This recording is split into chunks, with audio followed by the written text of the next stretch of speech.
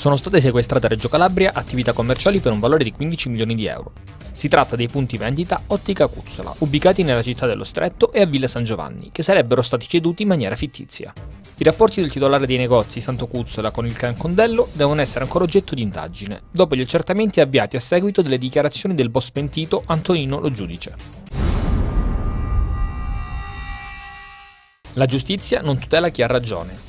Con questa frase stampata su un cartellone, una donna di Scalea, nel Cosentino, si è incatenata questa mattina davanti alla sede del Tribunale cittadino per protestare contro i tempi lunghi della giustizia italiana. La donna, esasperata dopo l'ennesimo rinvio di un'udienza, ha comunicato di voler continuare la protesta fino a quando giustizia non le sarà resa. In vista dell'anno accademico 2011-2012 sono 5.150 le immatricolazioni previste all'Unical. Il bando prevede che le domande possano essere presentate dal 5 al 28 agosto. Le graduatorie definitive saranno pubblicate entro il 15 settembre. Si sono svolti questa mattina a Milano i sorteggi per stabilire il tabellone completo della prossima edizione della Coppa Italia. Crotone e Reggina entreranno in gioco nel secondo turno, in programma il 14 agosto. I rossoblù ospiteranno lo Scida la vincente della sfida Sorrento-Tamai, mentre la Reggina attenderà al Granillo la vincente di Barletta-Carrarese.